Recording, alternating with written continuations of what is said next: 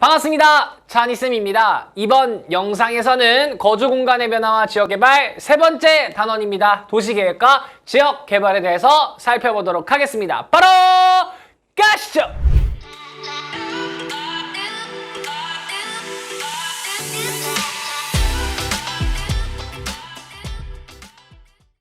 자, 지난 영상까지 배웠던 내용 복습해 보도록 하겠습니다. 우리 지금 배우고 있는 단원이 거주 공간의 변화입니다. 우리 거주 공간 촌락과 도시가 있는 거 살펴봤고요. 거기에서 촌락의 변화 살펴봤습니다. 근교 농촌하고 그리고 전통 농촌 살펴봤었죠. 그리고 이제 도시를 살펴봤습니다. 그래서 도시에 체계가 있다는 거 배웠었고요. 도시 내부의 구조가 어떻게 생겼나 봤고, 그리고 그 도시의 영향권이 커진 대도시권도 살펴봤습니다. 오늘은 그런 도시를 어떻게 계획해서 만들 것인가, 그런 걸 만드는 도시 계획에 대해서 살펴보게 되겠습니다. 자, 의미부터 보겠습니다. 사람들이 거주하는 도시 공간을 효율적으로 만들고 주거 환경 개선, 도시 이렇게 되어 있습니다. 그죠? 네. 그럼 도시 이런 계획 왜 해요? 급속한 산업화 도시에 따라 발생한 도시 문제 같은 게 있을 수 있거든요. 그런 거 완화하거나 해소해야 되고요. 난개발 방지 및 도시 경관 정비를 위해서 도시 경관 정비를 통해서 주민의 삶의 질을 향상시켜야 하거든요. 그래서 하는 거라고 합니다. 그럼 우리나라 도시계획 어떻게 했어요? 시대별로 나와 있습니다. 1970년대에 처음으로 이제 도시계획법에서 이제 용도, 지역 종류를 구분하고 개발 제한 구역이라는 걸 처음 설정했습니다. 자, 여러분, 개발 제한 구역이 뭡니까? 도시가 이렇게 있었으면 이 도시의 영향권이 점점 커지면서 도시가 이렇게 확장됐죠. 그 확장되는 걸 너무 무분별하게 하면 안 되겠다. 그래서 개발 제한 구역, 그린벨트를 만들어 놓은 겁니다. 그린벨트. 자, 근데 이게 언제 만들어졌다? 1970년대에 만들어졌다. 이거 하나만 좀 체크해 주시고요. 자, 그 다음 80년대부터는요, 우리 도시 문제가 이렇게 생기니까 이런 걸 좀 단기적으로 해결하는 게 아니고 장기적으로 좀 해결해야겠다. 그래서 20년 단위의 도시 기본 계획이라는 걸 만들게 됩니다. 이런 걸 만들었고요. 90년대 이후에는 균형 발전해야 되고요. 삶의 질 향상해야 되고요. 이런 거에 좀 초점을 맞췄고, 그리고 지속 가능한 도시계획 이런 걸 하고 있다고 합니다. 지역 주민들도 많이 참여를 하고 있다고 하네요. 자, 방금 살펴본 게 도시계획이었습니다. 도시 어떻게 만들면서 이렇게 할 거야? 라는 거였고요. 이번에는 도시 재개발입니다. 재개발이 뭡니까? 다시 한다는 거죠. 다시 개발한대요. 어떻게 도시를 만들어놨는데 여기서 뭔가 잘못됐거나 아니면 좀 더 개선해야 될 부분이 있을 수 있잖아요. 다시 하겠다 이겁니다. 목적은 뭡니까? 토지 이용의 효율성을 증대시켜야 됩니다. 그리고 도시 미관도 개선해야 되고요. 생활기반시설 같은 거 확충해야 됩니다. 그래서 쾌적한 주거환경, 지역경제 활성화시키려고 하는 도시 재생이라고 보면 되겠습니다. 왜 필요해요? 급속한 도시화가 되었거든요. 우리나라 같은 경우는요. 그러니까 기반시설, 뭐 도로라든지 뭐 가로등이라든지 병원, 뭐 이런 것들 등등등등이 부족했어요. 그리고 불량주택 문제가 생기기도 했고요. 소득 수준 향상으로 인해서 사람들이 좀 더 쾌적한 주거 환경, 뭐 공원도 있었으면 좋겠어요. 뭐 더 있었으면 좋겠어요. 자꾸 쾌적한 주거 환경 생활을 요구를 했고, 네. 그다음 자동차는 자꾸 많아졌어요. 그런데 우리 주차장 많이 부족하잖아요. 그러니까 이런 것들 다 해줘야 되니까 새로 만든 도시 내에서 바꿀 수 있다면 다시 하면 좋겠죠? 그래서 그 도시 재개발을 하는 겁니다. 자, 그럼 이 도시 재개발 방법이 있습니다. 어떻게 할 수 있어요? How? 세 가지 방법이 있대요. 첫 번째는 철거 재개발이라는 게 있대요. 자, 이름에서 뜻을 아시면 됩니다. 철거해서 재개발했대요. 기존에 어떤 낙후된 건물이라든지 아니면 낙후된 아파트 같은 게 있었대요. 사람들은 자꾸 몰려들어와요. 도시로. 그러니까 많은 사람들을 수용할 수 있는 새로운 아파트를 지었으면 좋겠어요. 그러니까 그럼 싹 다 다시 없애버리고 새롭게 새로운 아파트를 지어버리겠어. 이렇게 하는 게 철거 재개발이 되겠습니다. 그래서 기존의 시설을 완전히 철거합니다. 그래서 새로운 시설물로 대체하는 겁니다. 그러다 보니요, 원래 살고 있던 사람들, 그러니까 여기 기존에 이렇게 살고 있던 사람들 있잖아요. 이분들 다시 이 아파트로 들어갈 수 있나요? 들어갈 수 있는 분들은 사실상 드물어요. 왜냐면은 이 새로운 아파트, 더 좋은 주거 환경이 생긴 거잖아요. 원래 살고 있던 집보다 가치가 뛰었기 때문에 이거를 감당할 수 있는 사람들만 오게 됩니다. 그러다 보니까 원거주민들은 다시 이 동네에 정착할 확률이 낮아요. 그래서 낮은 재정착률을 보인다라는 게 보이고요. 그리고 이거 다 부시고 새롭게 만든 거잖아요. 자원 낭비 같은 문제점이 생길 수 있더라. 네. 그러니까 이렇게 하니까 너무 문제점이 큰 것 같은데 이런 문제들이 있는데 그래서 다른 방법도 생각해야겠죠. 그러다 보니까 보존 재개발이라는 게 나왔습니다. 보존이 뭐예요? 보존? 그대로 보존한다 이거예요. 역사 문화적으로 보존할 가치가 있다면 그거 부시면 안 되겠죠. 부시면 안 되겠죠. 네, 그러니까 보존할 가치가 있는 거는 그대로 살리면서 함께 예방하고 유지하면서 관리하는 그러면서 재개발을 하는 방법을 보존 재개발이라고 합니다. 네. 그리고 세 번째로는 수복 재개발이라는 게 있습니다. 요거는요, 기존 건물을 최대한 유지하면서 그걸 약간 유지 보수하는 거예요. 보수해가지고 수리 개조. 그래서 부족한 점을 좀 보완하는 방법, 이런 것들이 수복 재개발이라고 보시면 되겠습니다. 자, 지금 보시면 보존 재개발은 있는 거 보존 가꿔서 다시 할게 라는 거였고, 수복 재개발은 다시 수리 보수해서 할게 라고 이렇게 말씀드렸잖아요. 그러니까 이 두 개가 느낌이 좀 많이 비슷합니다. 그래서 이 두 개를 묶어서 좀 기억해 주시면 될 것 같습니다. 그러니 시험의 포인트는 철거 재개발하고 이 두 개를 비교하는 게 나옵니다. 학생, 보존 재개발이랑 수복 재개발 두 개 비교해봐는 물어보기가 어렵습니다. 너무 비슷한 성격을 갖고 있다 보니까. 그래서 철거 재개발과 요거 두 개 묶은 거 비교해봐, 이런 식으로 시험의 포인트가 나오게 됩니다. 자, 그래서 시험에 나올 때 6월 모의평가나 수능 그리고 다른 이제 학력평가나 여러 내신에서 철거 재개발과 보존 수복 재개발을 비교할 때 이런 선지들이 많이 나옵니다. 그래서 한번 비교를 해보도록 하겠습니다. 자, 철거 재개발은 다시 한번 복습해보면 원래 있던 건물 다 없애버리는 거였고요. 그리고 새롭게 짓는 거였고, 보존 수복 재개발은 기존에 있는 걸 좀 활용, 보존, 유지 보수하면서 재개발을 하는 겁니다. 그러다 보니까 원래 살고 있던 사람의 이주율은 다 부셔버리고 새로운 사람들이 오니까 원거주민들은 떠날 확률이 높잖아요. 그러니까 여기 철거 재개발이 높을 것이고 보존 수복 재개발은 낮을 것입니다. 자, 사업의 규모, 여기는 기존 거 활용하는 건데요. 요건 다 부시고 새롭게 만들어야 됩니다. 사업의 규모 역시 철거 재개발이 좀 더 크겠죠. 네, 이런 게 시험에 나옵니다. 네, 물리적 고도의 변화, 이게 뭐냐면요, 건물의 층수 생각하시면 됩니다. 건물의 층수. 자, 원래 기존에 있던 건물 부수고 새롭게 건물을 지으니까 층수 변화가 있겠죠. 층수의 변화가 있을 텐데 얘는 기존 건물 그대로 쓰니까 층수 변화 없을 겁니다. 그죠? 그러니까 물리적 고도의 변화 역시 철거 재개발이 더 클 겁니다. 이렇게요. 자, 그 다음 기존 건물의 활용도 이거 다 부시는 거죠? 근데 이건 그대로 쓰는 거니까 여기 보존 수복 재개발이 활용도가 더 높을 것입니다.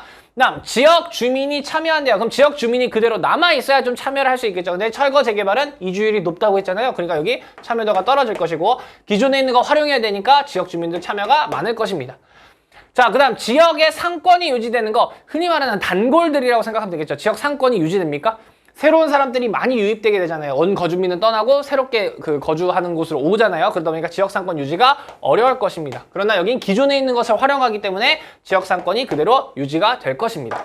그래서 이것들이 모의고사나 수능의 선지로 많이 등장하게 될 것입니다. 그래서 이렇게 비교를 해주시면 될 것 같습니다. 보존하고 수복 두 개 비교해봐 내기가 조금 어렵습니다. 어려우니까 요런 유형으로 정리를 해주시면 될 것 같습니다. 자, 그럼 도시 재개발의 유형 살펴보도록 하겠습니다. 우리가 지난 영상에서요, 도시의 구조 배웠습니다. 도시 가운데에는 도심이 있고요.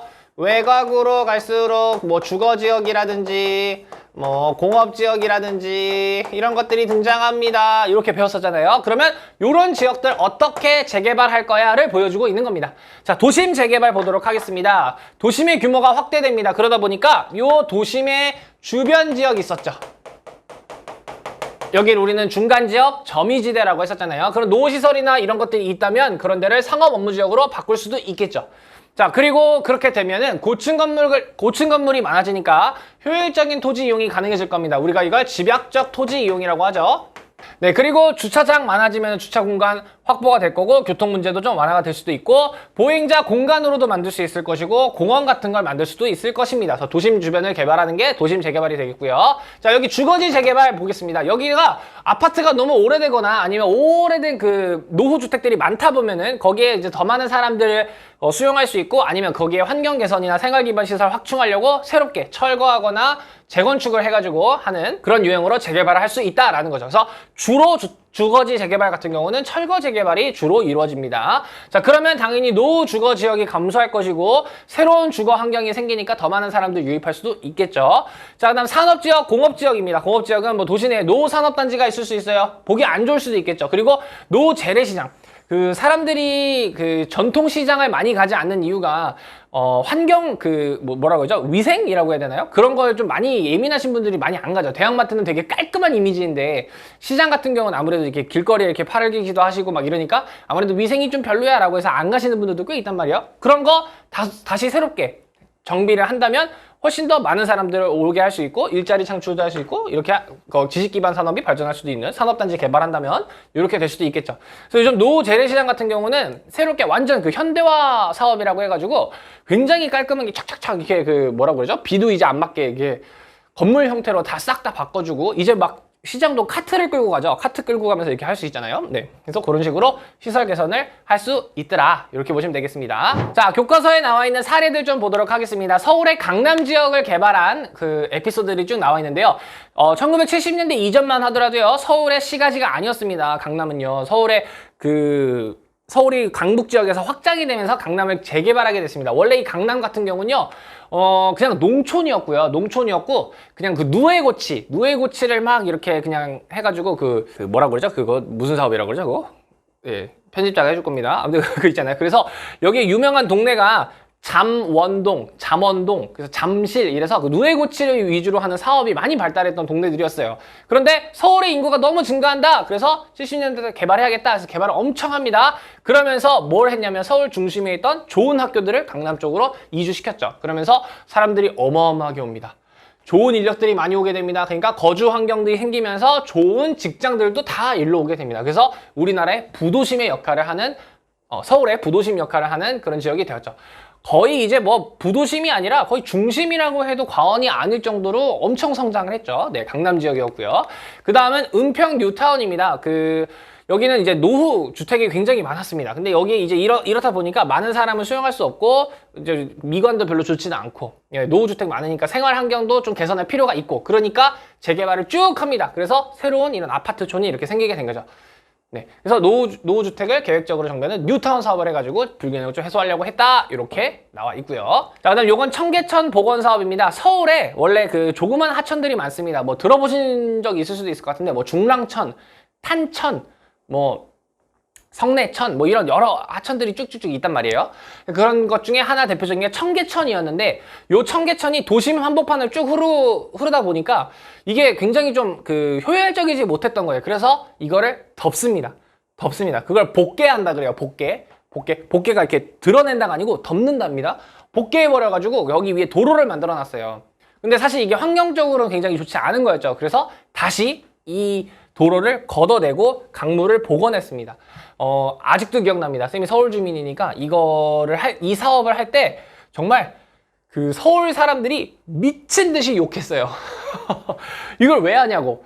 이거 해가지고 얻을 수 있는 효과가 뭐냐. 그리고 이제 이게 강물을 우리가 억지로 이제 덮어서 없애버렸던 건데 강물을 다시 어디서 끌어올 거냐. 뭐 이 도로를 없애는 거니까 교통난은 어떻게 할 거냐. 막 온갖 욕이란 욕은 진짜 다 했는데 막상 딱 사업이 끝나고 나니까 사람들이 너무 좋아해요.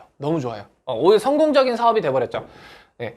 생각보다 교통난 다른 우회로라든지 이렇게 하니까 그렇게 심해지지 않았고 시민들은 여기 막 이렇게 산책하고 여기서 막 행사 같은 것도 많이 열리니까 여기 주변의 지역 상권도 활성화되고 굉장히 좋은 효과가 많이 있었죠. 한번 쭉 읽어보시면 될 것 같습니다. 이런 재개발 사업이 있었다 보시면 되겠습니다. 자, 그럼 도시 재개발의 영향과 바람직한 방향을 좀 살펴보도록 하겠습니다. 장점하고 단점 이런 게 있겠죠. 긍정적 영향. 장점은요, 효율성 높아집니다.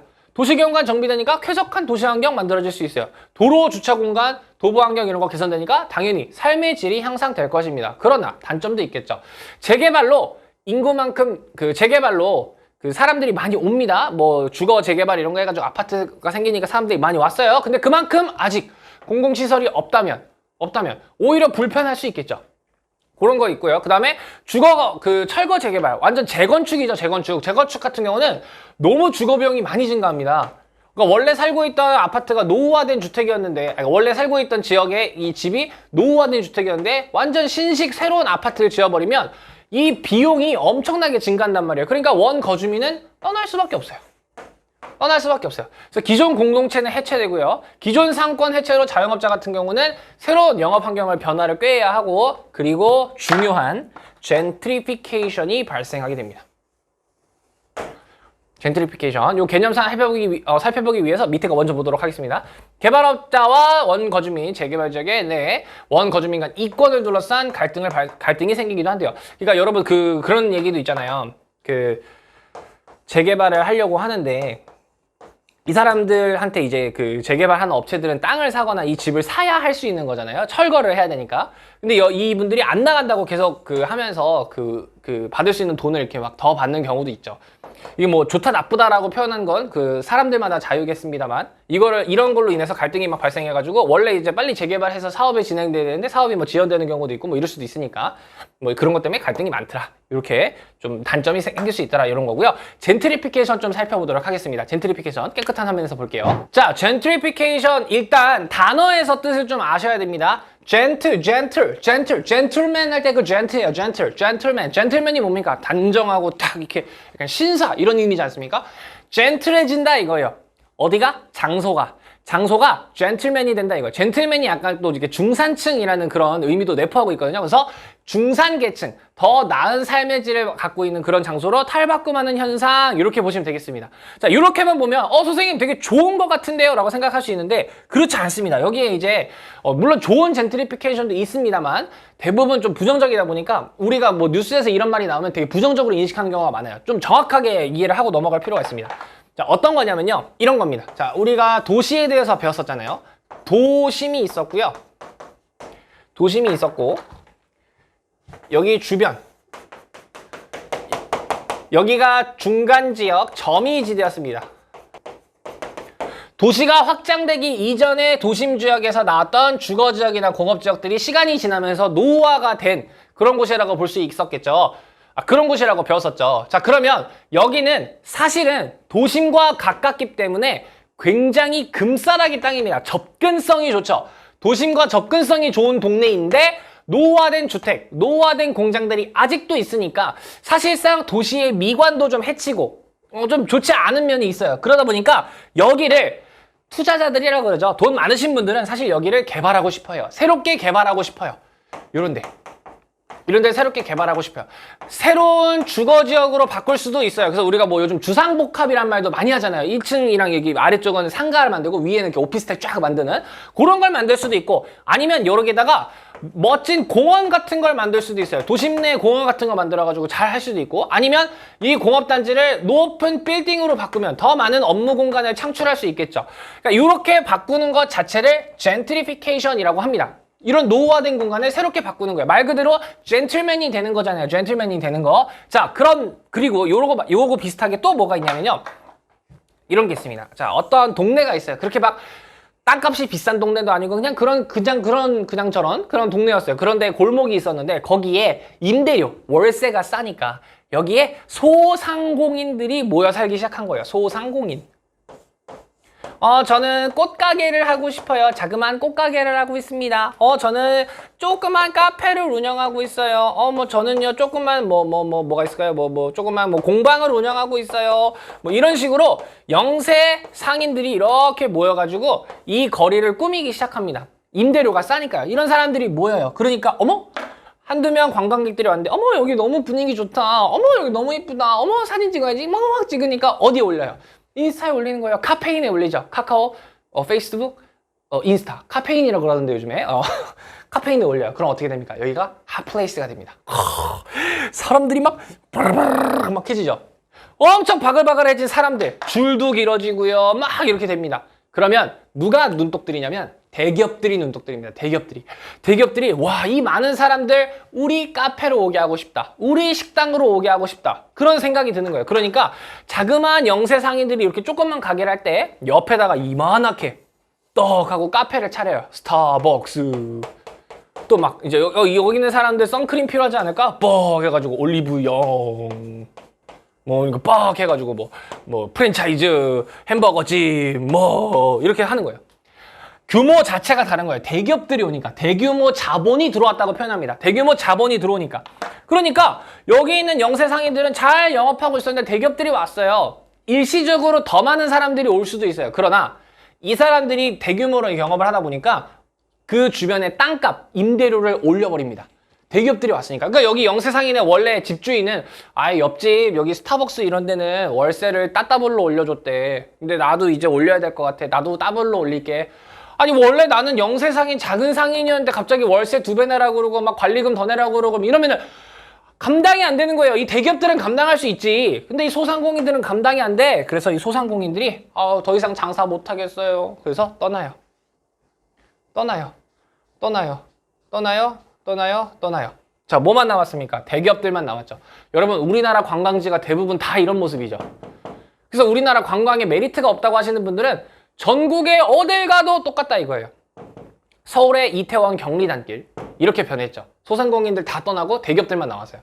그다음에 경주의 황리단길 그 임대료 확 올라가고 나서 대기업들 그냥 스타벅스랑 뭐 이런 애들만 살아남았고 소상공인들 맛집들 다 떠나고 있어요. 그런 것들. 그러니까 이렇게 되는 현상. 요것도 젠트리피케이션이야. 그러니까 뭘 얘기하고 싶은 거냐면 거대 자본이 들어옵니다. 거대 자본이 됩니까? 여기 원래 낙후된 공간이었었죠. 도심 주변. 그리고 여기 원래 이런 거리들 원래 그 아주 계층이 높은 그런 상인들이 있는 게 아니라 소상공인들 이런 사람들이 왔었습니다. 그런데 대규모 자본이 들어오면서 바뀌었죠. 계층이 바뀌었죠. 대기업으로 바뀌었죠. 여기도 좋은 걸로 바뀌었죠. 계층이 바뀌었죠. 계층이 바뀌고 나서 원래 기존에 있던 사람들은 떠나요. 원래 기존에 있던 사람들은 떠나게 돼요. 여기 원래 있던 공장 결국 떠났어요. 그죠? 원래 여기 있던 낙후된 주택에 있는데 주상복합 만들면 거기 있는 사람들이 다시 들어올 수 있을까? 이 주상복합에? 못 들어와요. 그 사람들은 떠나야 돼요. 이 원래 있던 주민들이 떠나게 되는 현상. 네, 그게 젠트리피케이션입니다. 정확한 개념을 아셔야 돼요. 네, 원래 낙후된 지역이라든지 아니면 뭐 이렇게 거대한 자본이 없었던 곳에 거대 자본이 들어와서 계층이 변화하고 그러고 나서 기존에 있던 사람들은 퇴거 혹은 축출된다라고 표현합니다. 그렇게 되는 현상을 젠트리피케이션이라고 합니다. 자, 그냥 속사정 모르고 여기 새로운 공원 생겼대. 여기 엄청 좋은 빌딩 생겼대. 그러면 겉으로 보기에는 오 우후 이럴 수 있지만 여기 원래 살고 있던 사람들 입장에서는 최악이죠. 내가 원래 있던 곳에서 떠나야 되니까. 어디로 가요, 그 사람들은? 어디로 가야 합니까? 원래 살고 있던 곳을 뺏긴 거잖아요. 그렇죠. 원래 있던 장사하는 곳을 뺏겼잖아요. 그런 겁니다. 근데 사실 장기적으로 보고 이렇게 하면 도심의 미관도 해치는 걸 다 다시 개선하고 뭐 이런 거니까 좋긴 하겠지만, 그래서 좋은 젠트리피케이션도 그래서 있다고 하는 겁니다. 있지만 이제 실상을 보면은 사실은 이렇게 원래 있던 거주민들을 더 피해를 주는 거니까 나쁜 젠트리피케이션이 좀 더 많다라고 표현을 하는 겁니다. 이렇게 좀 봐주시면 좋겠고요. 그 좋은 젠트리피케이션이라고 말하는 것도 좀 웃기긴 한데, 네, 어쨌든 그 대표적인 사례가 여러분 왜 뉴욕에 이 할렘가라는 말 들어보셨을 거예요. 할렘가.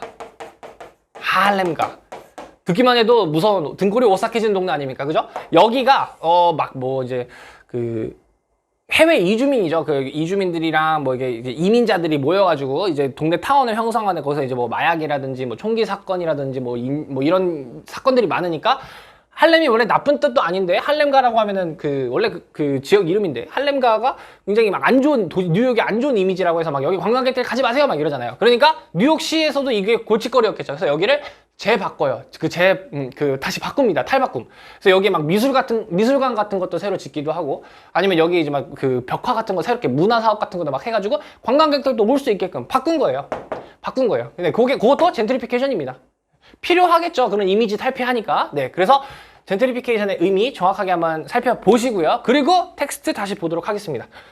자, 그러면 젠트리피케이션 되면은 갈등이 발생할 수밖에 없겠죠. 기존에 있던 사람들하고 이제 들어오려는 사람하고는 갈등이 있을 수밖에 없다. 그래서 젠트리피케이션 개념을 꼭 체크해 주시고 넘어가시기 바랍니다. 그래서 한국지리에서 요즘 핫한 주제다 보니까 이걸로 이제 글쓰기 활동이나 보고서 활동 이런 것도 많이 하는 추세입니다. 그래서 참고해 주시기 바랍니다. 자, 단점까지 살펴봤습니다. 그럼 바람직한 방향은 뭡니까? 지역주민, 단체, 행정기관이 다 같이 해가지고 민주적 절차로 재개발해야 해요. 그죠? 그리고 공공적인 목적이 있다면 다들 그래도 수긍하겠죠. 그렇군. 이렇게 할 수 있잖아요. 네, 그런 거. 그리고 원고주민들 다 내쫓으면 안 돼요. 그잖아요. 그러니까 재정 착률을 높이려고 노력도 해야 된다. 이렇게 좀 보시면 될 것 같습니다. 자, 이번에는 지역 개발입니다. 우리 지금 도시를 재개발하는 걸 봤잖아요. 이번엔 지역 단위예요. 지역 단위. 아주 넓은 지역 단위로 개발하는 거. 지역의 잠재력을 살려서 지역 주민의 삶의 질을 높이기 위한 다양한 활동을 지역 개발이라고 합니다. 왜 해요? 지역의 발전을 극대화하고요. 지역 간 격차 줄여야 됩니다. 그래서 국토를 균형 있게 발전시키려고 하고 있습니다. 이렇게 보면 되겠습니다. 자, 그럼 지역 개발을 어떻게 할 수 있어요? 두 가지 방법이 있더래요. 하나는 성장 거점 개발이 있고 하나는 균형 개발이 있다고 합니다. 자, 요거 어떻게 보시면 되냐면요. 우리나라 사례로 한번 보면 될 것 같습니다. 우리나라 사례. 자, 우리나라가 이렇게 있습니다. 자, 우리나라 6.25 전쟁 끝나고 분단이 이렇게 되면서 완전 국토가 황폐화되고 막 이랬습니다. 그러나 우리나라 그래도 경제 성장은 했어야 했습니다. 여러분이 그 당시 대통령이라면, 여러분이 만약 그 당시 대통령이라면 여기 우리나라를 어떻게 개발하실 건가요? 나는 대통령인데 우리나라는 한 군데도 소외되는 곳이 없으면 좋겠어. 그래서 여기도 개발하고 여기도 개발하고 여기도 전부 다 개발시켜야지. 못해요. 어떻게 해요 그렇게. 돈이 어디 있어요? 돈이 어디 있어? 이거 다 개발할 수 있는 돈이 어디 있습니까? 이런 산업화가 이제 막 시작되려고 하는 국가들은 돈이 없어요. 기술도 없고요. 네, 노하우도 없고. 그러니까 어떻게 하냐면 가장 이 나라 안에서 성장 잠재력이 가장 높은 것을 먼저 투자하는 게 짱이에요. 그렇잖아요. 우리 여러분 투자의 원리가 뭐예요? 적은 금액으로 엄청난 걸 불리는 게 투자잖아요. 그잖아요. 지역 개발도 마찬가지예요. 전부 다 할 수 없어요. 전부 다 할 수 없으니까 가장 잠재력이 높은 동네만 하는 겁니다. 그게 우리나라는 어디였을까요? 수도인 서울이겠죠. 수도인 서울이겠죠. 수도인 서울입니다. 서울인데 서울만 개발하면 진짜 너무 여기에 몰리잖아요. 근데 서울의 가장 큰 단점이 뭡니까? 항구가 없어요. 항구가 없네요. 항구가 없어. 그렇다고 인천을 재개발하자니 우리나라가 이 당시가 6.25 전쟁이 끝난 상태였잖아요. 6.25 전쟁 때 사람들이 다 어디로 피난 갔습니까? 다 이 부산으로 피난을 가 있었기 때문에 당시에 부산의 인구도 엄청 많았어요. 그러다 보니까 그래 우리나라 어차피 제2의 도시이기도 하고 그러니까 요 부산 요 두 군데를 잇는 경부축을 중심으로 발달시켜야겠다라고 한 거죠. 특정 지역을 선정해가지고 거기만 발전을 시킨 겁니다. 그게 거점이 된다 이런 표현 하잖아요. 성장이 되는 거점을 개발한다 해서 성장 거점 개발이라고 하는 겁니다. 성장 거점 개발. 이거 누가 결정한 거예요? 자, 우리 보통 우리의 뭐라고 하죠?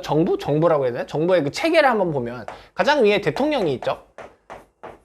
그러니까 중앙정부라고 할게요. 대통령이라고 하면 좀 그렇군요. 중앙정부. 자, 우리나라에 중앙정부가 있으면 그 밑에 지자체가 있죠. 네, 지방자치단체 이렇게 있고 그 밑에 이제 우리의 시민, 우리가 살고 있는 거죠. 자, 요거 서울이랑 부산이랑 개발할 게 누가 결정한 거예요? 중앙정부가 결정한 거예요. 그죠? 중앙정부가 야, 서울이랑 부산이랑 이렇게 개발할 거야. 야, 알겠습니다. 개발하겠습니다. 시민 여러분 이렇게 개발합니다. 이렇게 다 하고 있죠. 이 수직적으로 이렇게 내려가고 있잖아요. 내려가고 있으니까 이런 걸 하향식 개발이라고 얘기하는 거예요. 하향식. 밑으로 전달. 자, 이걸 하향식 개발이라고 합니다. 자, 이렇게 하는 게 성장 거점이에요. 자, 이렇게 되면은 투자 효과가 큰 지역을 선정해서 집중 투자하는 겁니다. 그 집중 투자해가지고 노리고자 하는 건 빨리 성장이에요. 빨리. 그리고 극대화. 투자 효과의 극대화. 효율성과 극대화입니다. 네.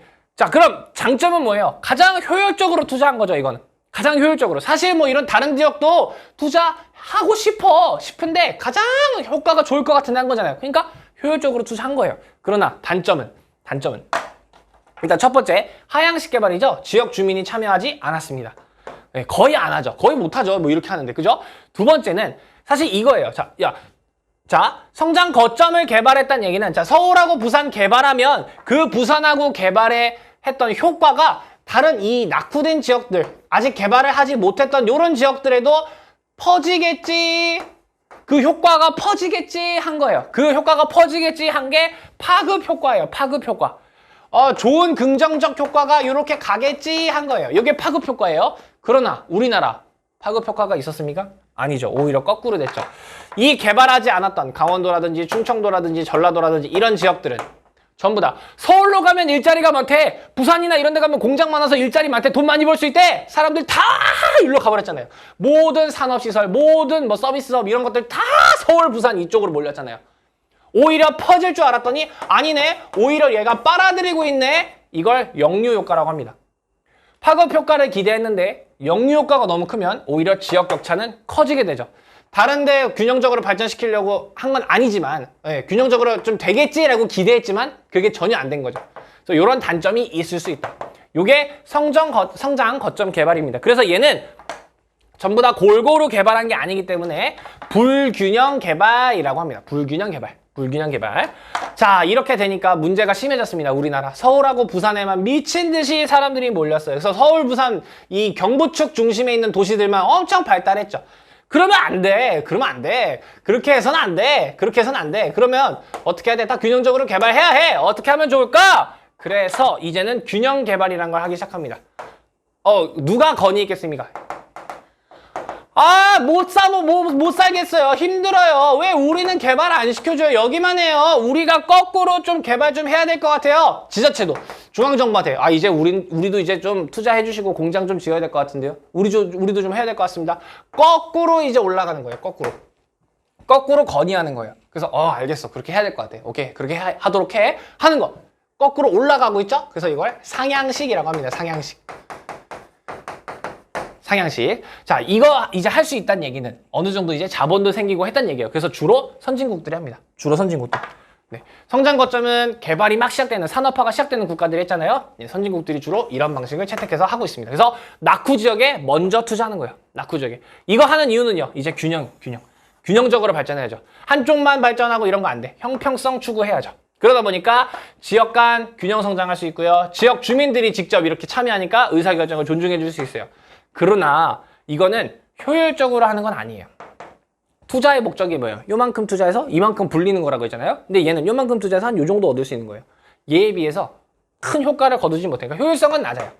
네, 그리고 지역 이기주의가 생길 수 있어요. 자, 이런 낙후 지역들 할 겁니다 뭐 이렇게 하고 있는데 우리 지역만 더 해주세요 이럴 수 있는 거죠. 우리 지역만 더 해주세요. 우리 지역 더 많이 좋은 거 더 많이 주세요. 그걸 뭐라고 하냐면 핀피라고 그래요.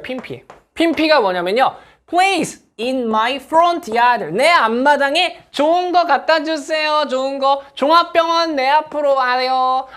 좋은 그 대기업 본사들 나한테 와요. 다 나한테 주세요. 이거예요. 자, 이거의 반대말이 NIMBY예요. NIMBY. Not in my backyard예요. 내 뒷마당에 절대 안 된다 이거죠. 혐오 시설 반대한다 이거예요. 이런 데 발전시키기 위해서 원자력 발전소 지어드릴게요. 원자력 발전소는 싫어요. 우리 쓰레기 폐기장 같은 거 만들어야 되는데 여기다 이렇게 만들면서 하겠습니다. 쓰레기 폐기장은 싫어요. 이러는 거예요. 혐오 시설은 싫어요.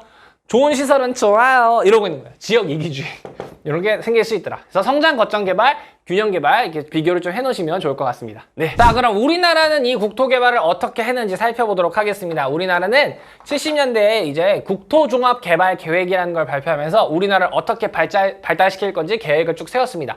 자, 제 1차 국토종합 개발 계획은요. 이때 당시에 이제 막 경제 성장해야 되니까 모든 지역을 효율적으로 할 수 없었어요. 그러다 보니까 이때는 성장 거점 개발을 하게 됩니다. 성장 거점 개발. 네. 그래서 이때는 우리나라 빨리 수출 주도형 공업 해야 돼. 수출 주도형 공업 해야 돼. 빨리 내다 팔아야 돼. 돈 많이 벌어야 돼. 그리고 이제 물자원 종합 개발 같은 것도 하려고 하고 사회 간접 자본이 뭡니까? 이제 도로라든지 뭐 이제 학교라든지 이런 것들 개발하는 거예요. 이때 만들어진 게 뭡니까? 경부고속도로예요. 네, 이런 것도 만들어요. 그래서 생산 기반을 확충하고 하려고 했는데 그래서 이 거점을 어디로 삼은 거예요? 우리나라 수도권하고 남동임의 공업지역, 남동 해안가에 어마어마하게 공업단지를 만들면서 우리나라 국토종합 개발을 한 겁니다. 자, 이렇게 하다 보니까 사람들이 다 수도권하고 남동임의 지역으로만 막 몰리게 됩니다. 그래서 이제부터는 광역개발이라는 걸 하게 됩니다. 이제 성장 거점 개발하지 마. 그리고 이제 너무 이쪽으로 몰린 것 같아. 지방으로 좀 분산하자.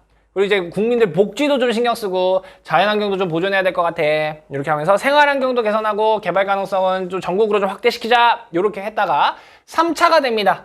이걸로 이제 모자란 거죠. 모자라서니까 이제 오케이. 이제 확실히 낙후된 지역 확실하게 투자해야 돼. 이제는 균형 개발하게 된 거예요. 균형 개발하고 지방 육성합니다. 그리고 수도권 너무 집중해서 억제해야 돼. 그러니까 수도권 말고 다른 데에 신산업지대 조성해야 돼. 그리고 우리가 후에 통일하게 된다면 그런 것도 대비해야 돼. 그러니까 남북 교류 지역을 미리 개발하자. 이렇게 하자. 그래서 분산형 개발이고 환경 보존을 좀 목적으로 하려고 했다. 이렇게 보시면 되겠습니다. 자, 그래서 3차까지는 여긴 개발이란 말이 들어가게 됩니다. 여러분 개발이 내포하고 있는 거에는 환경 파괴가 좀 그래도 이렇게 내포되어 있는 그런 거 같잖아요. 그러니까 이게 자꾸 이렇게 개발이란 말을 쓰니까 자꾸 환경 파괴하는 것 같고 우리가 너무 성장에만 초점을 맞춘 것 같은 걸 그래서 4차부터는요 개발이란 말을 뺍니다. 개발. 그래서 4차 국토종합계획이라고 하게 됩니다. 개발이란 말을 빼게 되면서. 그래서 최초에 2000년대부터 시작해서 균형, 개방, 녹색, 통일국토 이런 슬로건을 갖고 만들게 되면서 추후 수정 이렇게 하고 있습니다. 그래서 4차 국토종합계획을 보시면 우리나라의 비전이 뭐냐면 녹색 국토예요. 그러니까 환경, 지속 가능한 이 친환경 이런 걸 따지겠다 이거죠. 네, 이런 걸 하겠다 이거죠. 통합국토 이렇게 균형 발전도 하면서 친환경적으로 하겠다 이렇게 나와 있네요. 그래서 이렇게 하면 추진 전략 같은 거 한번 쭉 읽어보시면 될 것 같습니다. 그래서 이렇게 4차 국토 종합 계획까지 나와 있다는 걸 보시면 될 것 같고요. 자, 이렇게 하면서 지역 개발하고 지역 갈등 이런 게 생기기도 했어요. 왜냐면은 지역 개발하면은 확실히 개발하면서 장점도 생기지만 단점도 생기잖아요. 그리고 환경 문제 이런 것도 많이 생기고요. 네, 그러다 보니까 우리 지역의 이익만 자꾸 갖고 오게 하려는 님비 핀피 현상 아까 말씀드렸죠. Not in my backyard, please in my front yard. 네, 그런 지역 이기주의가 좀 심화되는 과정이 생겼더라. 네, 이렇게 보시면 될 것 같습니다. 좀 슬픈 얘기인데 여러분 우리나라가 이렇게 있지 않습니까? 참 우리나라가 그렇게 국토가 크지 않잖아요, 여러분. 네. 그래서 철도를 놓을 때 이제 거점 도시들을 주로 연결하는 이제 철도가 생기게 됩니다. 서울하고 부산을 잇는 경부선, 이제 서울하고 서울 대전에서 목포까지 가는 이제 호남선, 이제 중간에 나오는 뭐 전라선, 경강선 뭐 이런 식으로 이제 철도가 쭉쭉쭉 생기고 있잖아요. 그러면 우리 KTX 최고 속도가 300km예요, 300km.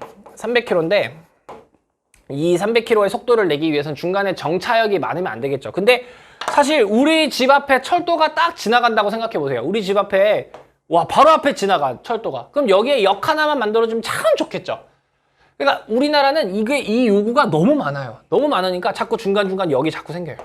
막 역이 생기고, 그리고 이 역을 어디다 만드냐에 따라서 그 지자체들끼리 막 이제 서로 갈등하고 막 이러다 보니까 이름에서도 엄청 많이 싸우게 됩니다. 그래서 대표적인 게 천안에다가 역을 만들려고 그랬는데 옆에 있는 아산이라는 도시가 우리도 만들어줘. 그러니까 갈등하다가 결국에 그 역 이름을 천안 아산역이라고 바꿔요. 천안 아산역이에요. 네. 그리고 이쪽에 가면요, 이제 구미에다가 역을 만들려고 했는데 김천도 우리도 역 만들어줘. 막 이렇게 한 거죠. 그래서 김천 구미역이 탄생해요. 김천 구미. 그러니까 가운데 절충하고는 만든 거예요. 그러니까 결국 그렇게 만드니까 실질적으로 이용하기 좀 어려워진 거죠. 그 지역 주민들도 여기 생뚱맞은 데 막 있고 막 이렇게 된 거예요.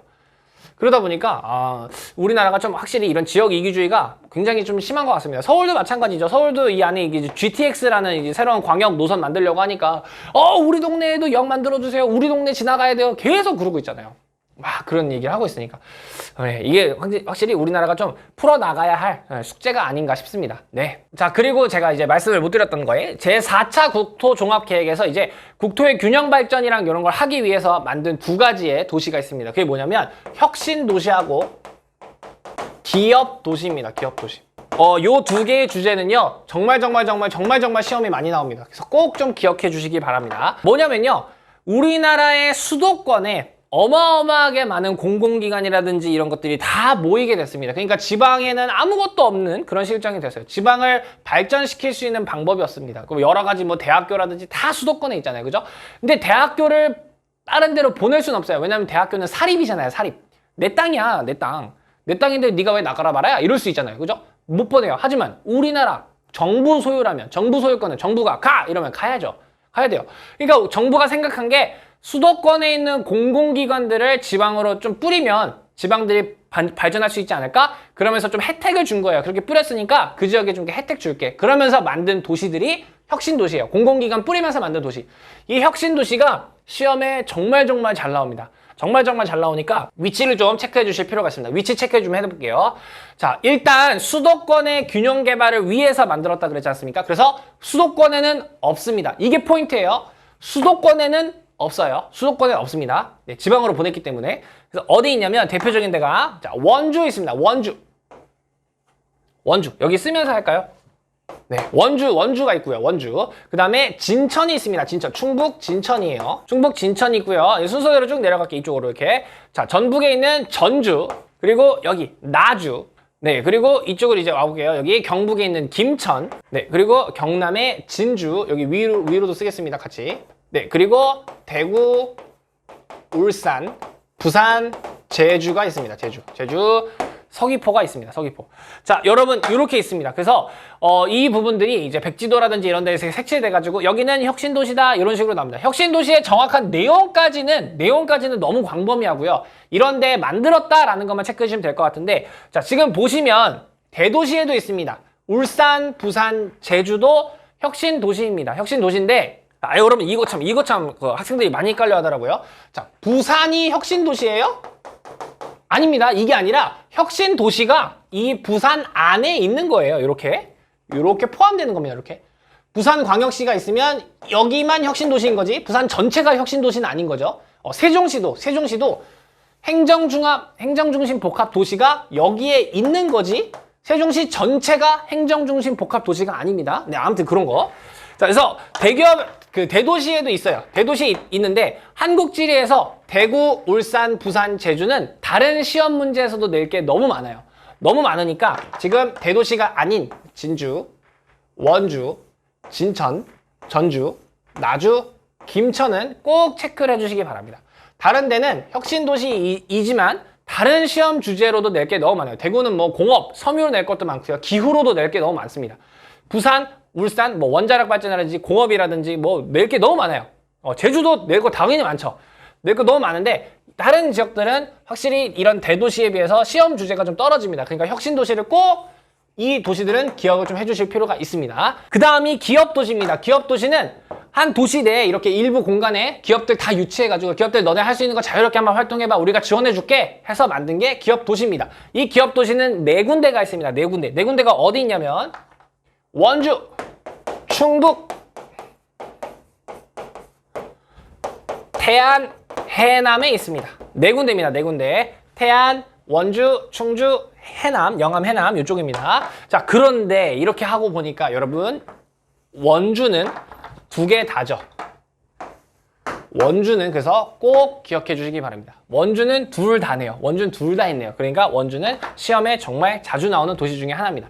자, 요거 왜 만들었어요? 수도권에 너무 많은 게 몰려 있다 보니까 이거를 다 지방으로 분산시킨 거죠. 분산하기 위해서 만든 게 혁신도시, 기업도시입니다. 그래서 위치들 꼭 체크해 주시기 바랍니다. 자, 그래서 바람직한 지역개발 방법이 나와 있습니다. 바람직하게 하려면 당연히 지역격차 완화를 위해서 균형발전 전략이랑 도시 촌락 주민 모두 다양한 서비스에 접근할 수 있는 지역 행복생활권 추진해야 되고요. 지역 간 협력 이런 거 필요하겠죠. 그리고 이 말 지속 가능한 국토 공간을 만들어야 됩니다.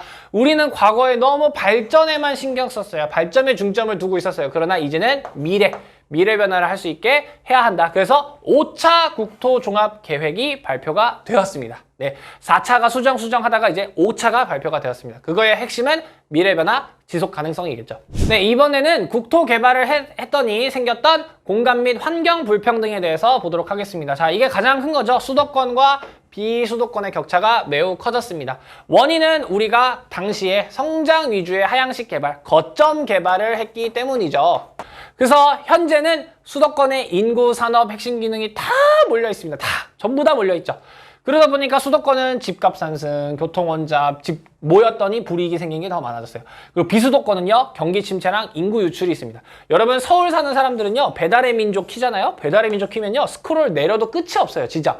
와, 먹을 것 너무 많아. 근데요, 지방은요, 배달의 민족 딱 어플 키잖아요? 어떤 동네는 텅이라고 나와요. 텅. 아무것도 없어요. 잡히는 가게가 없네요. 막 이래요. 그렇죠. 그리고 수도권 사는 친구들이 많으니까 뭐 쿠팡의 새벽 배송, 뭐 마켓컬리, 뭐 쓱 배송 막 이런 거 있잖아요. 새벽에 배송해 주는 거. 그거 수도권만 거의 다 돼요. 여러분, 지방은 안 돼요. 지방 친구들은 그게 뭔지도 몰라요. 그런 게 있어? 막 이러더라고요. 예. 그게 확실히 수도권에 이렇게 몰려 있다 이거죠. 그러니까 다른 지역들은 경기 침체라든지 뭐 이런 거 알바도 못 구한대요. 지방은 알바가 없대요, 여러분. 알바 구하기가 어려워가지고. 예, 뭐 그렇다고 합니다. 네. 그래서 여기 그 표를 보시면요, 지역 내 총생산 이게 뭡니까? GDP죠, GDP. 여러분, 우리나라 GDP의 절반 이상이 수도권에서 나오고 있습니다. 매우 큰 문제죠, 매우 큰 문제. 네. 그러니까 수도권에 엄청나게 집중되는 걸 극단적으로 보여주는 사례 아니겠습니까? 네, 엄청나다. 공업이라든지 뭐 서비스업 전부 다 수도권에 몰려있죠. 전부 다. 자, 그리고 이거 법률 서비스와 뭐 녹지 분포 뭐 이런 것도 이렇게 표로 나와 있어서 한번 갖고 와 봤습니다. 법률 서비스의 분포 서울이 압도적입니다. 압도적이죠. 압도적. 네. 그리고 녹지 비율 같은 경우는 이렇게 되어 있다. 이런 거에 지역 격차가 있다. 그래서 녹지 비율은 다른 데 훨씬 많은데 서울이랑 이런 데는 1인당 인구 1000명당 도시공원 조성 비율이 아주 작아요. 공원 자체가 없다 이거죠. 뭐 이런 게. 네. 자, 그리고 도시와 농촌의 격차도 점점 커지고 있습니다. 역시 산업화 때 도시를 중심으로 했었죠. 도시를 중심으로. 그러다 보니까 도시 가면은 살기 좋대. 도시 가면은 일자리 많다. 그러니까 촌락에 있는 분들이 다 도시로 갔죠. 이촌 향도 현상이 매우 심각해졌습니다. 그러니까 농촌은 고령화됐고요. 생활기반시설 없어요. 병원 이런 거 없습니다. 교육여건 없습니다. 네, 뭐 좋은 학교 이런 것들 없죠. 그러니까 굉장히 문제가 생기더라. 그래서 우리는 이걸 해결하려고 노력해야 된다. 정주 기반 강화해야 되고요. 산업 육성에서 소득 향상 방안도 모색을 해야겠더라. 자, 그래서 농소득 격차 한번 보시면요. 도시 근로자의 가구 소득은 점점 늘어나고 있는데 농가 소득도 늘곤 있습니다. 늘곤 있는데 중요한 건 이거죠. 격차가 점점 벌어졌다는 거. 격차가 점점 벌어졌다는 게 굉장히 큰 문제가 되겠습니다. 문화 격차라는 것도 있는데요. 여러분, 문화, 예술 활동 건수를 보면은 서울, 경기 이쪽이 압도적입니다. 그러니까 수도권에 엄청 몰려있다 이거죠. 그러니까 여러분이 보고 쉬고 싶은 뮤지컬이라든지 가수의 공연은 보통 다 여기서 한다 이거죠. 네, 이것도 굉장히 격차가 커진 것 중에 하나라고 보시면 되겠죠. 그 다음은 환경 불평등입니다. 환경 불평등. 지역을 개발하고 이용하는 과정에서 경제적으로 특혜를 입은 지역이 있는데 그걸로 인해서 오히려 환경 오염은 좀 더 많아진 지역이 있더라 이거예요. 공업화된 지역이나 도시의 환경오염 물질이 바람이나 하천을 따라서 또 이동하기도 하고 지역 간 갈등으로 이어서 사회적 갈등 비용을 유발한다고 합니다. 그래서 이 표를 보시면요. 전력 생산량이랑 소비량 이렇게 나와 있는데요. 수도권을 보시면 자급률이 뭡니까? 자체적으로 생산해서 쓸 수 있는 양이잖아요. 서울의 제로입니다. 제로. 서울. 없다고 보시면 됩니다. 그럼 서울 사람들이 쓰는 전기는 어디서 만드요? 어디서 만든다는 거예요? 그 주변에서 만든다는 거죠. 그 주변이 어디입니까? 충남입니다. 충남. 자급률이 100%가 넘어요. 자급률이 100%가 아니죠. 여기 보시면 200%가 넘습니다. 200%가. 원래 쓸 수 있는 거의 2배 이상을 만들고 있는 거예요. 왜요? 서울 사람들한테 보내줘야 되거든요. 그러니까 여기는 전력을 너무 많이 만들어야 되니까 화력발전소가 엄청 많아요. 환경오염이 심하겠죠. 환경오염이 엄청 심할 겁니다. 그래서 보시면 시도별 대기오염 물질 배출량 충남이 압도적입니다. 서울은요. 왜 충남이 피해를 봐야 돼? 이게 환경 불평등이 되겠습니다. 이런 사태가 발생하더라. 네. 그래서 이렇게 우리가 국토개발하면서 이런 거 뭐 불평등이나 이런 것들 쭉 살펴봤는데요. 선생님이 이제 지리 선생님이니까 선생님의 개인적인 생각은요. 지금 공공기관들 막 뭐 혁신도시다, 기업도시다 하면서 막 여러 가지 노력을 우리가 이제 앞에 PPT 살펴봤던 것처럼 막 하고 있는데 개인적인 생각입니다. 개인적인. 쌤은 우리나라의 이 국토 균형 발전을 위해서 사실은 대학교를 이전시켜야 된다고 봐요. 대학교.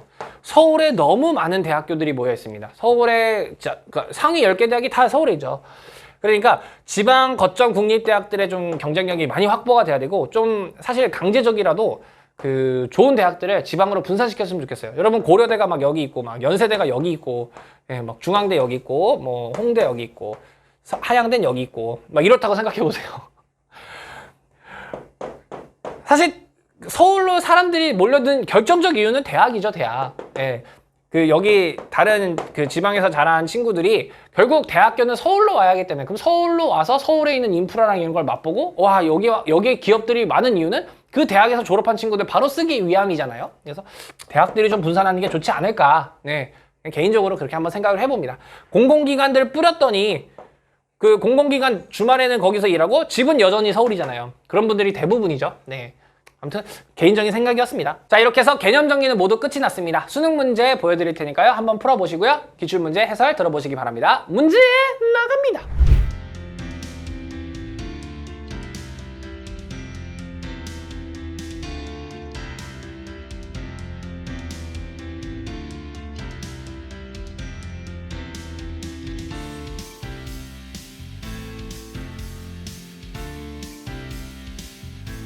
자, 문제 모두 풀어보셨죠? 그러면은 한번 풀어보도록 하겠습니다. 작년도 수능 2번 문제가 되겠습니다. 우리나라 국토종합개발 계획 자료의 일부이다. 기억리언에 대한 설명으로 옳은 것은 이렇게 나와 있습니다. 여러분 힌트가 나왔죠? 여기에 괄호가 왜 있을까요? 여기 괄호가 왜 있을까요? 하나는 들어가고 하나 안 들어간다는 거잖아요. 우리는 그러면 여러분들이 시험 딱 갔을 때 이게 몇 차 계획이지 이렇게 안 떠오를 수 있어요. 그죠? 떠오르지 않아도 괜찮아요. 떠오르지 않고 어떤 게 더 먼저였지, 어떤 게 더 나중이었지 이것만 생각하시면 됩니다. 자, 보니까요. 이때는 고도의 경제 성장하려고 했대요. 수도권 남동임의 지역을 개발했대요. 수출 주도형 이렇게 했고요. 이때는요. 세계적인 국도 경쟁력을 강화하려고 했고요. 자연 친화적으로 하려고 했대요. 자, 그럼 나왔죠. 이 기억 같은 경우는 과거에 우리가 했던 방식이고요. 지금 요거는 최근에 우리가 하고 있는 방식이죠. 괜찮죠? 이렇게 하고 한번 풀어볼게요. 기억 시행 시기에 고속철도 KTX가 개통되었대요. 여러분 KTX 개통은 참고로 2004년입니다. 이거 생긴 지 얼마 안 됐다는 건 여러분도 아실 거예요. 그죠? 2004년에 개통했습니다. 여러분 놀랍게도 KTX 1호 승객이 접니다. KTX가 처음에는 부산까지 안 뚫려 있었어요. 동대구까지 뚫려 있었거든요. 그때 시범 운행할 때 선생님이 최초의 승객이었습니다. 네, 선생님 초등학교 때 처음으로 여기 탔습니다. 처음으로.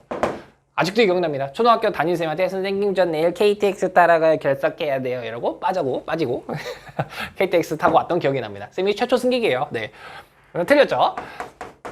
그 다음 니은 시행 시기에 최근에 개발 제한 구역이 처음 지정되었대요. 개발 제한 구역은 그린벨트 1970년대 정확히 말하면 1971년입니다. 70년대에 처음으로 지정이 되었습니다. 도시개혁하면서요. 되었습니다. 자, 기억이 니은보다 이르다 먼저 했대요. 맞네요. 그죠? 네. 니은 시행 시기는 최근에는 과거보다 수도권의 인구 집중률이 낮대요. 아니죠. 수도권에 어마어마하게 집중되고 있죠. 지금도 심각하죠. 지금도 인구 절반 이상이 살고 있으니까요. 틀렸습니다. 그 다음 기억은 균형이고요. 니은이 성장이래요. 거꾸로 됐죠. 기억이 성장이고 니은이 균형이죠. 그래서 이렇게 푸시면 될 것 같습니다. 정확히 말하면 요건 1차고 4차겠죠. 네, 이렇게 수능 문제 같은 건 이렇게 푸시면 된다는 걸 보여드리는 겁니다. 좋습니다. 다음 문제 풀어보도록 할게요. 자, 9월 모의평가 7번 문제입니다. 이것도 국토종합계획에 대해서 나와 있습니다. 자, 여기도 힌트를 줬죠? 학생 하나는 들어가고 하나 안 들어가 이렇게 말하고 있는 거잖아요. 그죠? 자, 봤더니 국토 이용 관리를 효율적으로 하려고 했고 사회 간접 자본을 확충하려고 했고 국민 생활 환경을 개선하려고 했대요. 그랬군. 이랬는데 자, 여기 니은 나를 보시면 지속 가능한 친환경 이제 환경을 생각하게 돼요. 자, 그러니까 나가 최근이고요. 가가 과거죠. 이렇게 하고 풀면 됩니다. 과거에 행정중심 복합도시가 건설되었대요. 이게 뭐예요? 세종시죠. 세종시 여러분 생긴 지 얼마 안 됐죠? 그죠? 틀렸습니다. 나는요, 성장 거점 개발 방식이래요. 요거 균형 발전이죠. 틀렸습니다. 가는 나보다 이르대요. 맞네요. 나, 최근에 형평성 추구하는 거 맞죠? 그래서 디귿, 리을 5번 고르면 되겠습니다.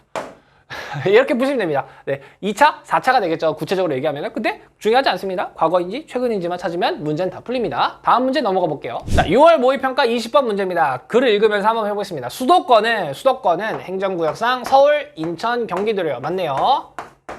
우리나라 면적의 11.8%인데 인구는 절반이 넘고 인구 과밀 지역이에요. 국내 총생산도 절반을 차지하고 있대요. 굉장히 격차가 심하다는 거죠. 그래서 이러한 수도권, 비수도권의 격차는 수도권 신도시 건설로 크게 완화되고 있대요. 수도권에 신도시 왜 만들고 있습니까? 수도권에 사람들이 너무 많이 오니까 집이 부족해요. 뭐가 부족해요 하니까 계속 신도시 만들고 있는 거죠. 이게 그래서 완화하는 정책입니까? 격차가 아니죠. 그건 아니죠. 자, 그래서 국토 공간의 불균형을 해결하기 위해서는 수도권의 공장을 총량제라는데요. 총량이 뭐예요? 양을 정해놓고 더 이상 만들지 마 라는 뜻이죠. 그리고 과밀 부담금 내라는 거잖아요. 이런 거 하면은 수도권에 공장 더 안 만들려고 하겠네요. 이게 그나마 노력으로 볼 수 있겠네요. 맞네요. 그래서 기억 디귿 고르면 되겠고요. 다양한 노력이 있고 수도권 내에서 서울 중심의 공간 구조를 자립적 다익 구조를 하기 위해서 제3차 수도권 정비 계획을 했대요. 자, 요거는 뒤에 뒷부분에 우리가 이제 지역 단원에서 배우게 될 내용인데요. 어쨌든 보니까 수도권의 기업도시, 혁신도시를 만들었대요. 자, 아까 기업도시와 혁신도시는 수도권에 없다고 말씀드렸습니다. 이거 왜 만들었습니까? 수도권에 있는 거 분산시키려고 만든 거니까 수도권에는 없다. 그래서 기억, 디귿 이렇게 고르시면 될 것 같습니다. 다음 문제 보도록 할게요. 자, 요거는 도시단원 수업 장면의 일부래요. 네, 여기에 이제 젠트리피케이션 얘기가 나와 있습니다. 선생님은 이런 문제가 나올 때마다 너무 부럽습니다. 선생님은 수업 시간에 얘들아 한번 얘기해 보겠니? 그러면요, 우리 학교 학생들은요 다 이러고 있어요. 너무 슬퍼요. 대답을 안 합니다. 대답하는 이런 장면들 부럽습니다. 네. 자, 뜨는 동네 연설. 젠트리피케이션.